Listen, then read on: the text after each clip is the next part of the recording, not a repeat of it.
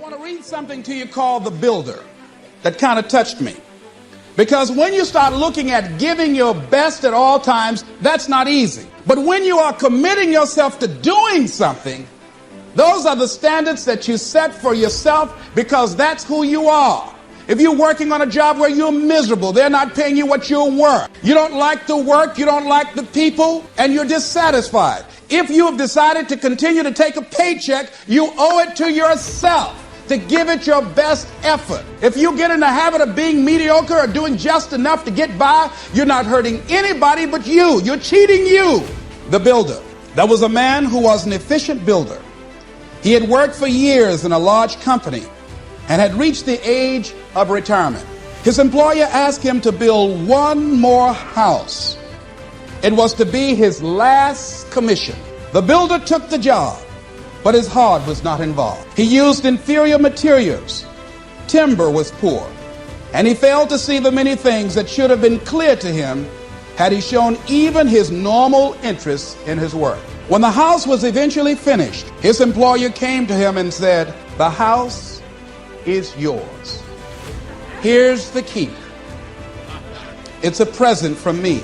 The builder immediately regretted that he had not used the best materials and engaged the most capable workers.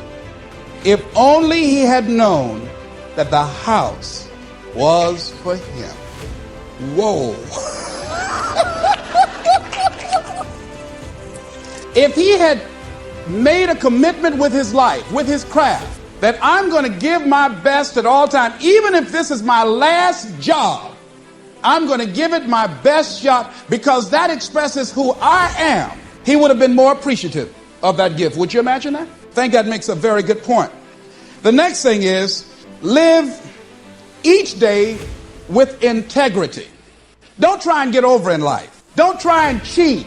See, a lot of people like to try and cheat. I was with a friend of mine and we went into a service station to get some gas. They gave me back too much change. I discovered it down the road and I was turning around going back. Guy said, "You're a fool.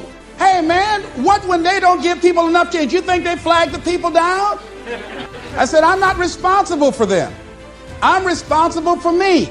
I went back and I told the guy, "Excuse me, sir, you gave me a $20 bill too much." I gave it to the guy just took it and walked away, didn't say thank you. The guy in the car laughed, said, "I told you, you fool." I'd have kept that. I said, I'm not responsible for his attitude.